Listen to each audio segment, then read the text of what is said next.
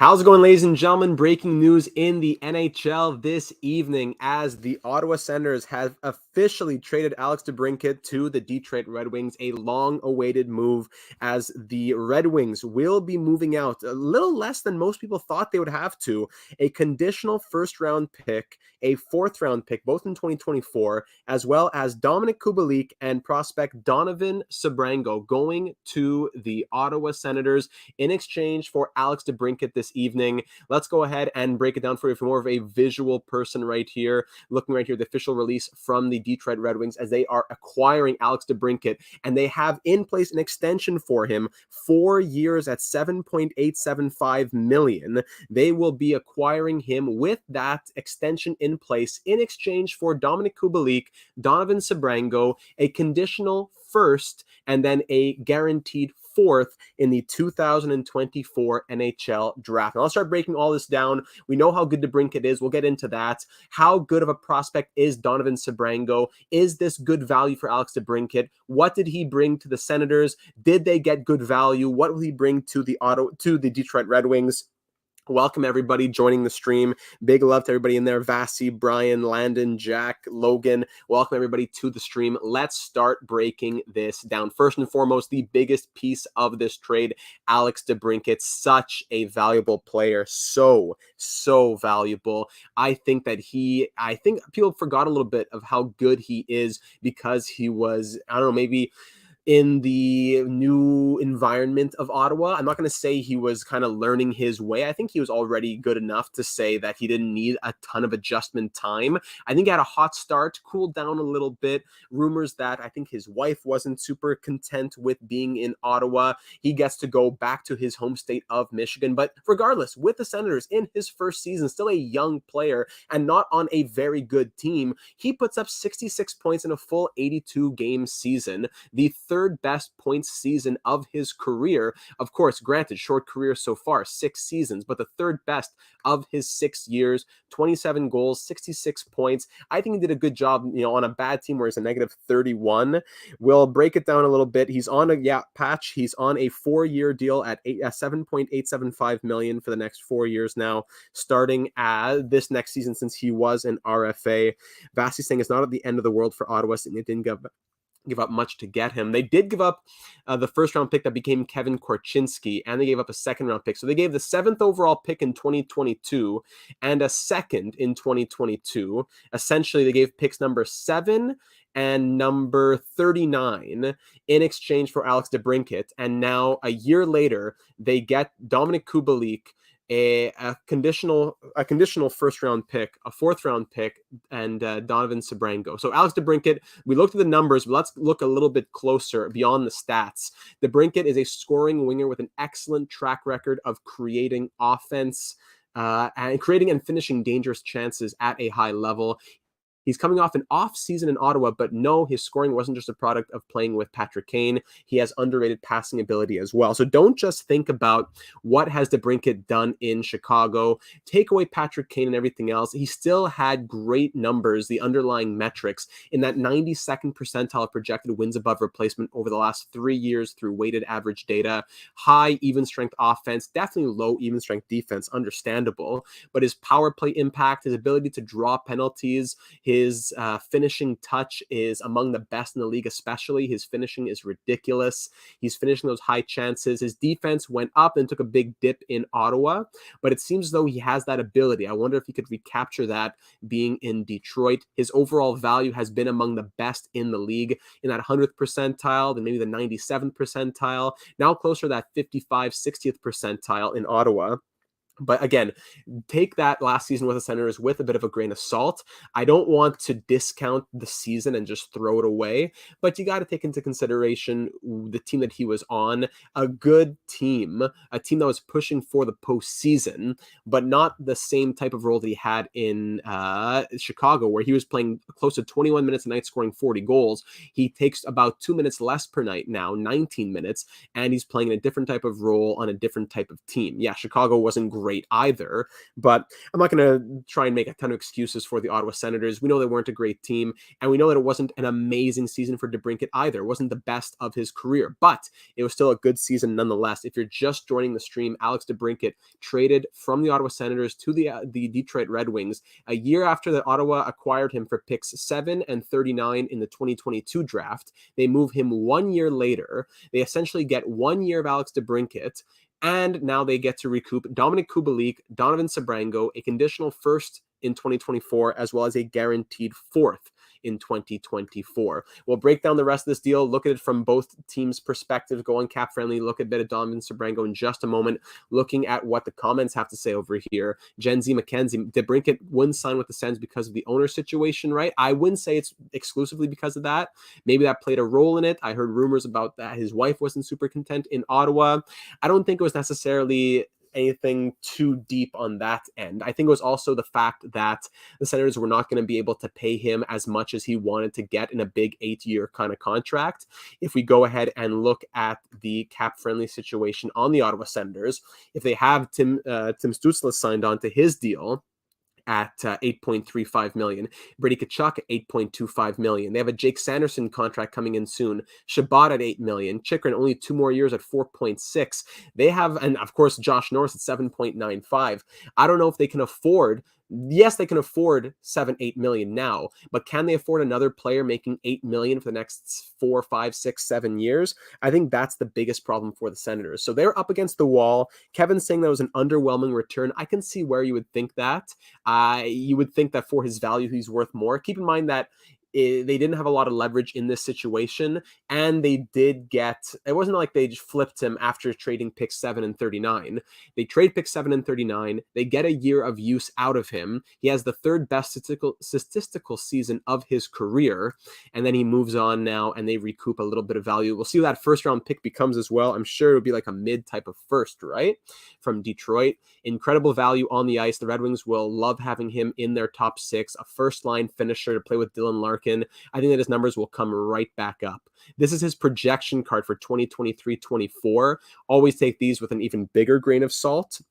But if you're interested in what the analytics are saying he will do in 23-24, he will continue to have that 80 plus 90 plus percentile in the league for a lot of these offensive numbers, chances, shots, one-timers, rush shots, entries with possession, rush offense, blah, blah, blah. All those great things that you want to see. This is real. This is a real deal, my friend. Caustic Clash. This is a real trade. This has gone down in the NHL. Alex DeBrincat acquired by the Detroit Red Wings in exchange for Dominik Kubalik, Donovan Sebrango, a conditional first in 2024, as well as a fourth in 2024.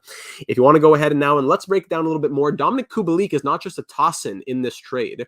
Kubalik, yeah, he didn't have his greatest couple seasons before this last one, but I like what he did in Detroit a lot. Condition not out yet. We'll get the condition coming in. We'll look at the projected lines as well in a second, Riker.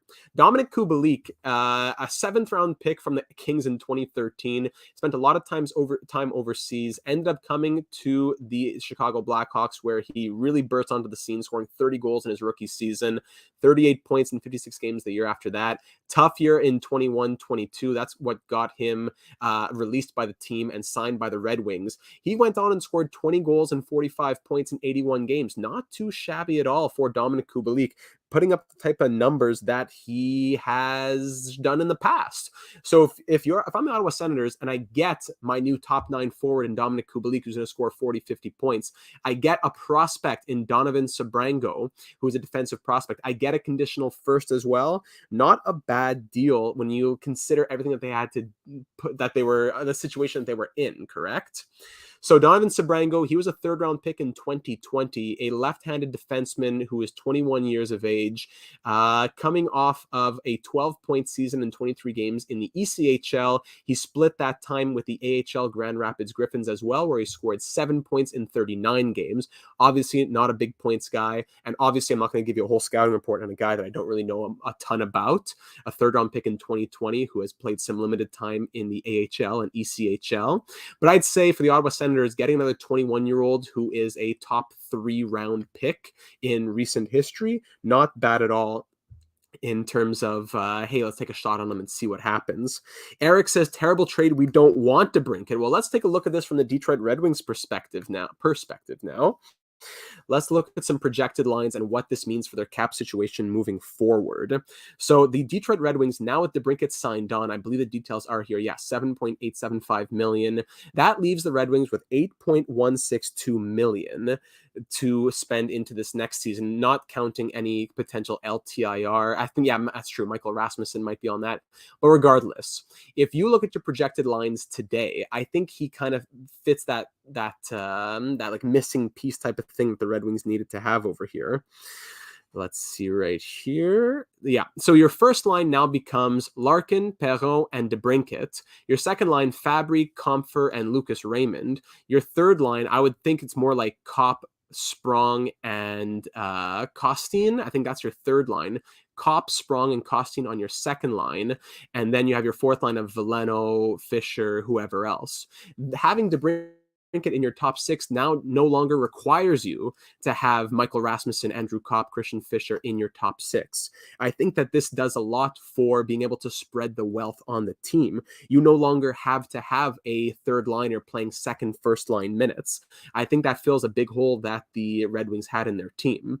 So Larkin, Perron, DeBrincat as your first line, two more primarily playmaking type of guys with a player who is not only a scorer, but is one of the premier finishers in the NHL in the 93rd percentile over the last 3 years of weighted average data. You definitely want to have that as the finishing, I'm going to call them the finishing touch of your top line. I think the Red Wings can move forward with this being a good first line for them in 2023-24. Yeah, negative 31 last year, but take into consideration the team that he was on, right? Plus, I wouldn't put a lot of weight in plus minus.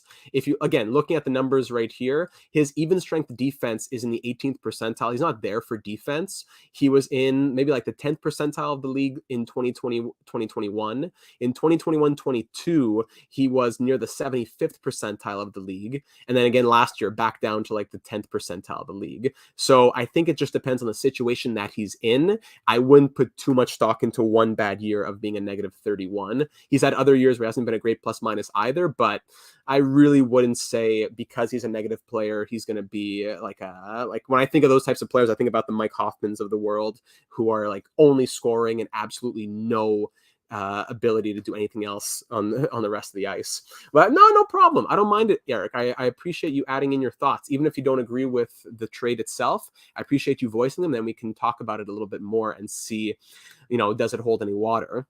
Kevin says, trust in Yzerman. He built a competitive Tampa Bay team and can do the same in Detroit.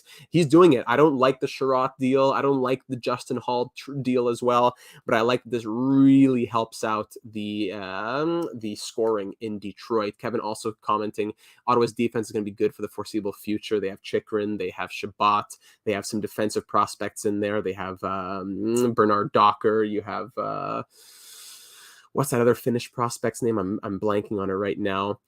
So Riker, those were some of the projected lines that we were just looking at right there. So I'm just scrolling through back some of the comments that I may have missed. Mackenzie commenting as well. Wow, data. Always live with the hottest updates. Got to give this guy a raise. Thank you, Mackenzie. Feel free to drop any donations. Thank you very much. Going to more recent comments here. Motionless. Let me get this right here. Motionless commenting. I'm not a Red Wings fan, but I believe in the Yzer plan. SB, welcome to the stream as well. Kronos commenting. Just got back to the house and come back to this. What a way to come back, eh? So many comments coming in that I'm getting backed up a little bit, but I'll get through them all. I was on Yzerman, but some of these signings are scary. I agree with that. I like Yzerman a lot, but I agree. I don't think that every move he's made has been amazing. M. Chu saying, why didn't the Sens let the Wings sign DeBrincat in free agency and take the compensation haul of picks? Well, that just wouldn't happen. It's if the Senators know that the Red Wings want him and they're going to put a offer sheet type of deal on the table and then just give them picks back, and that's not what they want. If I'm Ottawa, I would just go ahead and match it and then trade him to a different team. I don't think that if they were forced to let it go and they didn't have the cap space, then I guess I could see what you're saying. But the Senators had the money to match it. If I was the Senators and the Red Wings did that, I would just match the offer sheet and then trade him to a different team. Yes, Lassie Thompson. That's what I was thinking about. That's what I was thinking about.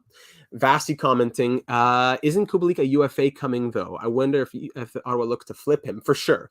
I wouldn't see that as a crazy I would sorry, let me rephrase that. I would see that as a very possible and plausible situation when it comes to the trade deadline. When the cap goes up, the Sherrod Cop Comfort deals won't seem so bad, and the Wallman extension will look like a steal. Fair point there. That's a fair point. With today's salary cap and the season salary cap, it's an ugly number. I won't sugarcoat it. It's a bit of an ugly number, especially when you consider the no trade clauses that like half the team has over here. When it comes to the Red Wings top 6 and their top 4D, everyone has modified no trade clauses here. So yeah, 3.4 looks like a lot today. It is 4.1% of the salary cap. That's what the salary cap at, let me see. That's what the salary cap at, what is it, 83.5 next season? So make the salary cap 87.5. 3.4 divided by 87.5. That goes down to 3.8% as opposed to 4.1%. So 3.8 times 83.5, that's like the contract being 3.2 million kind of thing. So it's not a huge difference, but I get what you're saying there. Those contracts will be a lot more manageable as the salary cap continues to rise since they're long-term deals as well.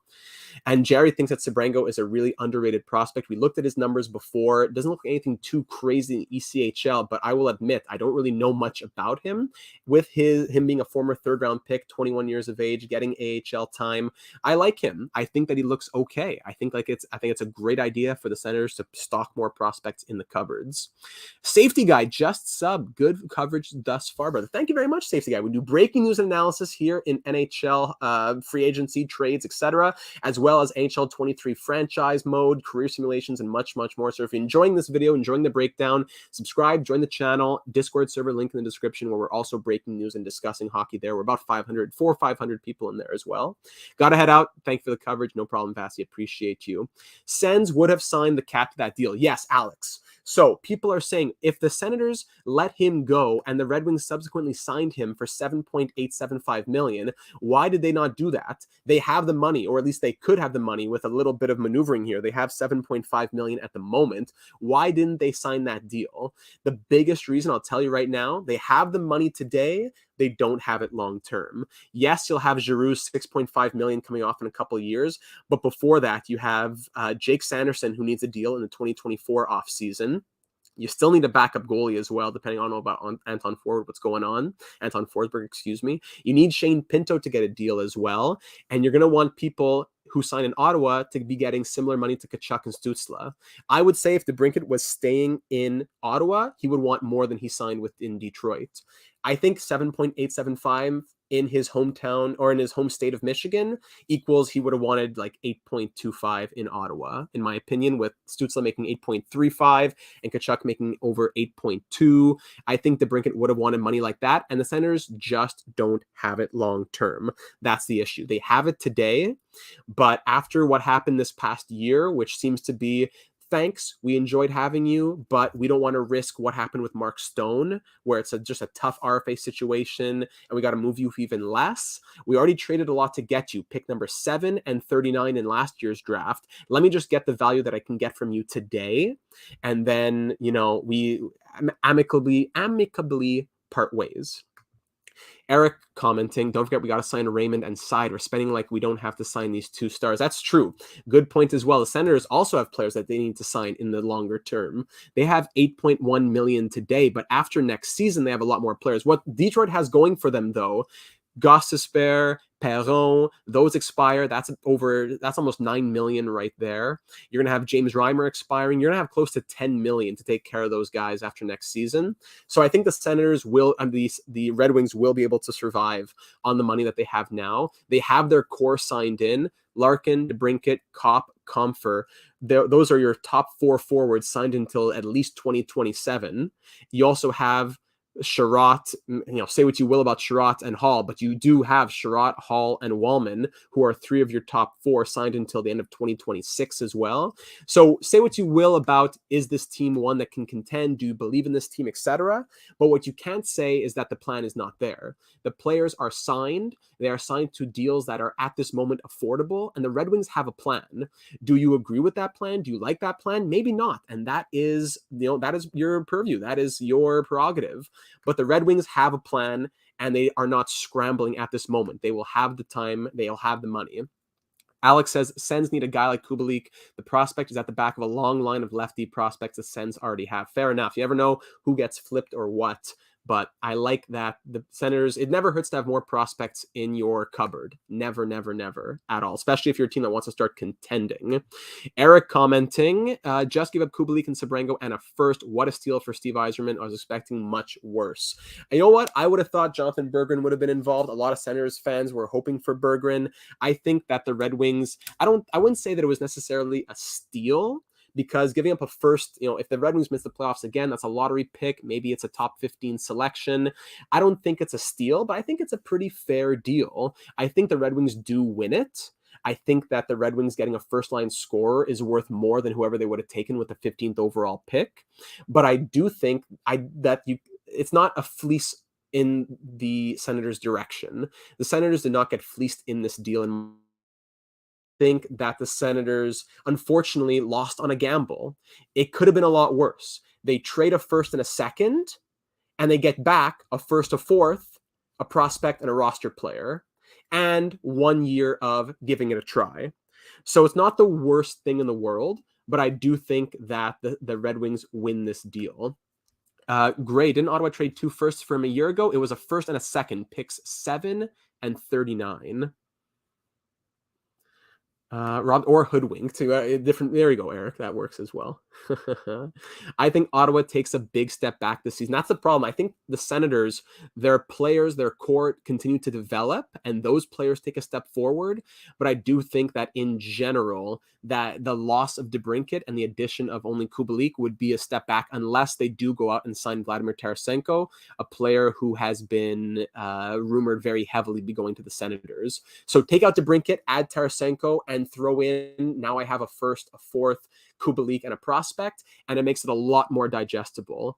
If the Senators are able to get Vladimir Tarasenko in a trade. Dorion, Pierre Dorion, he's on the hot seat. He's got to make something happen now. This is a big season for him and the Senators, him and the Senators.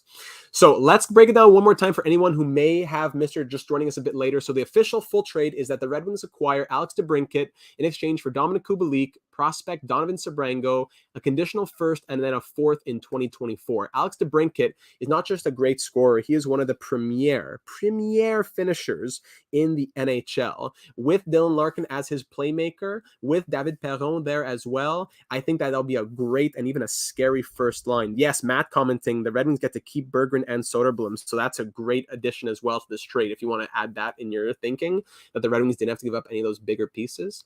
DeBrincat is in some of the highest percentiles in the league for his wins above replacement, great even strength offense, power play contribution, his finishing touch, his value is very high, very, very high. The condition, I've not seen the condition yet. Maybe if I go and refresh Twitter here, unless I got rate limited for Tom here.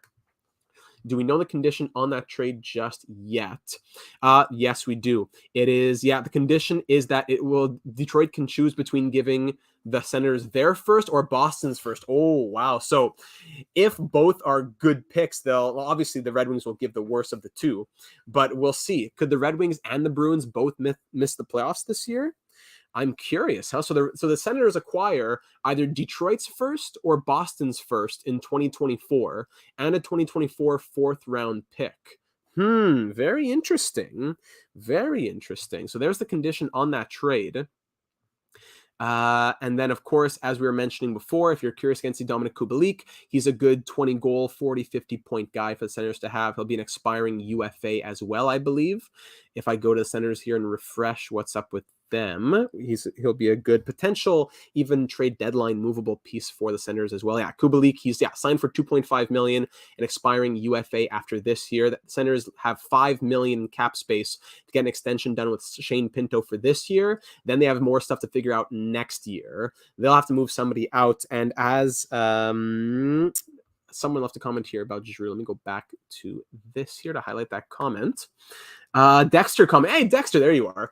Does Claude Giroux get traded maybe? I don't think that happens. I think that Giroux signed on for those 3 years to say, I want to compete and I want to, unless in that third season the Senators are really tanking, I think that Giroux definitely stays. He has a full no movement clause as well. So I don't think Giroux gets traded unless he really says, this team's going in the wrong direction. I want out. I really don't think that's going to happen though. Cat is exactly what the Red Wings needed. I tend to agree. I think so. Getting a finisher on that first line with Larkin, I tend to agree right there as well. Yeah. Gives the line enough two-way play as well. That's true. I think Mathieu Joseph being moved would be the more realistic idea for the Senators if they need to free up some money. Maybe even Artem Zub, but we'll see. Gubernatorial Sebrango, Donovan Sebrango. He is a former third-round pick in 2020, a 21-year-old left-handed defenseman who's been playing a lot of time in the AHL with Grand Rapids. He had 7 points in 39 games this past year. The year before he had 7 points in 65 games, so good improvement there. Spent some time in the ECHL as well, scoring 12 points in 23 games. So, is he going to become an NHLer for the Senators? Possibly not, especially with the left-handed D that the Senators have in their system. You have Shabbat as a lefty, you have Chychrun as a lefty, Brandstrom's a lefty, Sanderson's a lefty. If you scroll a little deeper here, Hamara is a lefty, Clevin here is a lefty, Larson's a lefty, Sebrango, Donovan, Hetherington obviously aren't some prospects, but just in the system, so many lefties. We had Lassie Thompson we mentioned as well, who's in the system. I forget if he's a lefty or not, but it never hurts to have more prospects on your team, and this just counts as getting value for DeBrincat. Even if you don't use him, it's just getting value. Yeah, he'll need more time. I had pulled up the numbers on Sebrango. Sorry, I hadn't changed screens. If you want to see Sebrango, these were some of his numbers right here.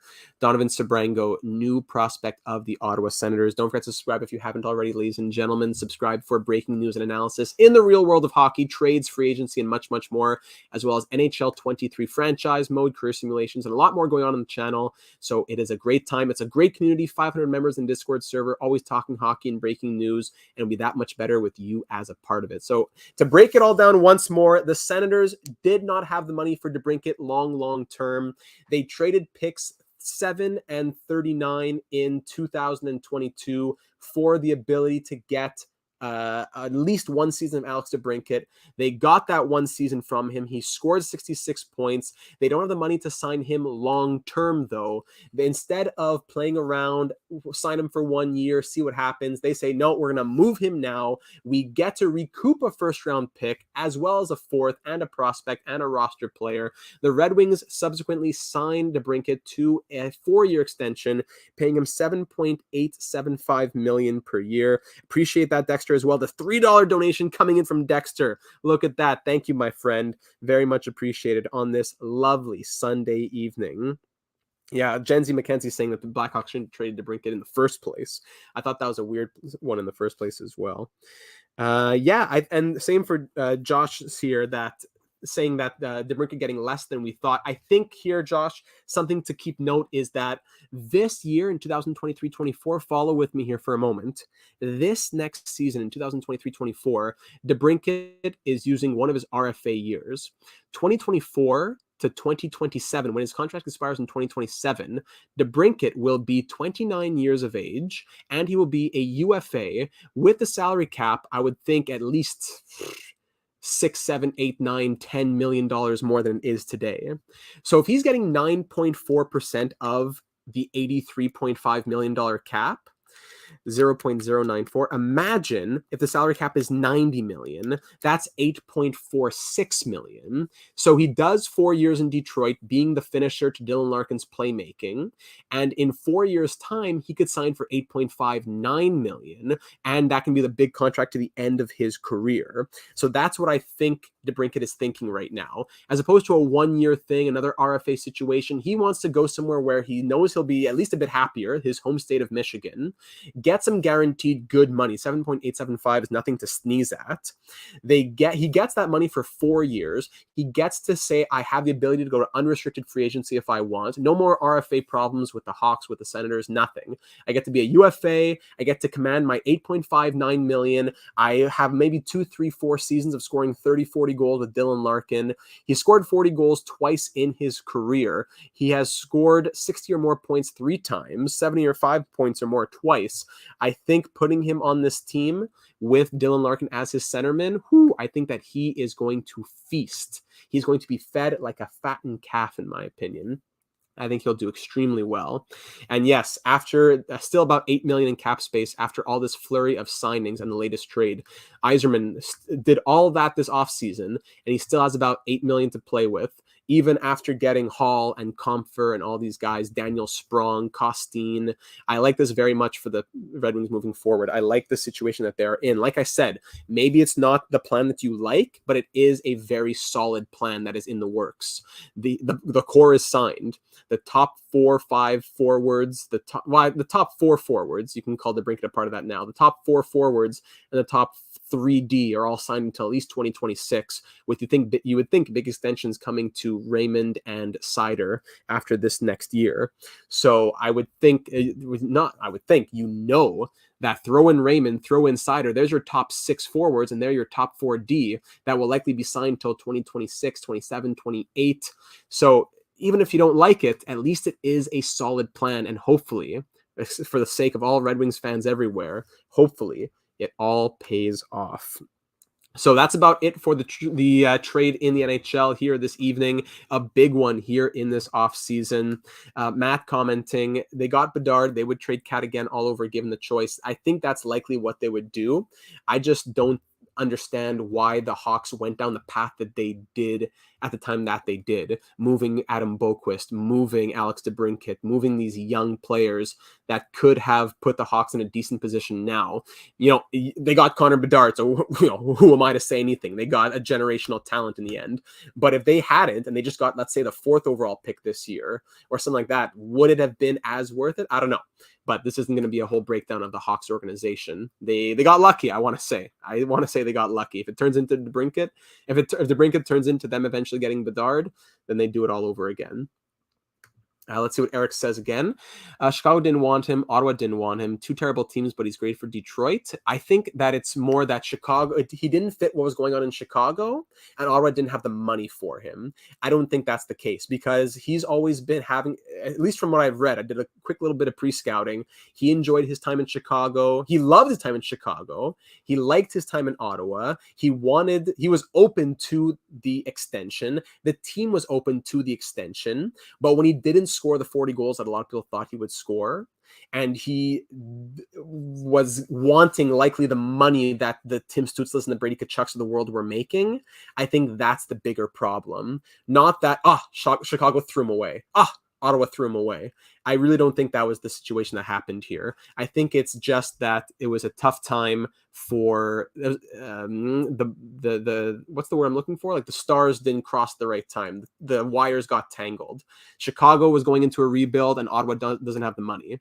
I think that's what the situation was. Now DeBrincat gets to settle in for at least 4 years on a team that he is more familiar with, playing with them in his home state of Michigan, and he'll get to say and get to dictate a little bit more about the money that he's going to make come unrestricted free agency in 2027. That's the year that we said, correct? 2027. Yes, the 2027 offseason. So there you have it, ladies and gentlemen. As I said earlier, I think the Red Wings definitely win this trade. They give up way less than you would think Alex DeBrincat cost, but the Senators didn't necessarily get fleeced here. I wouldn't call it a huge L for the Senators, especially if they're going to go out and get Vladimir Tarasenko. You move a first and a second a year ago to get the chance at Alex DeBrincat. You use him for a year. You have a good season. He helps the other players to develop as well. He wasn't just a body. He was helping your good young talent to develop. He scored 66 points. There's lots of value in that. You gave up a first and a second for a player to score 66 points, and then you move him a year later for a first and a fourth, as well as a defensive prospect and a top 9 forward. Not the worst piece of business that we've seen in the hockey world, right? Yeah, I'd say the Senators are absolutely the favorite to sign Vladimir Tarasenko at this time. And there you go, Dabrowski-Ego. Kubalik had said he loves playing with the original 6 teams. I wonder if he will like Ottawa. There you go. Now he's played for the Blackhawks, the Red Wings, and the Senators. 3 original 6 teams for Kubalik. Kubalik, who is from the Czech Republic, yes. And then Donovan Sebrango is from Ottawa. So Sebrango gets to go to his hometown Senators. I wouldn't be surprised if he becomes an NHLer for them, even if it's in a depth role someday. Raymond rookie year, just as good as DeBrincat last year. Put Raymond on the top line. Wouldn't be a bad idea either. But I like that the Red Wings have options now. Even if it goes Larkin, Raymond, and DeBrincat on the top line, and then you put Perron on the second line with Compher and whoever else you want to put there. Call the second line Compher, Fabry, and Perron if you want. Something like that. I think that the Red Wings have options, which is something that they have not had in the past. And Dabrowski-Ego, 80 plus here.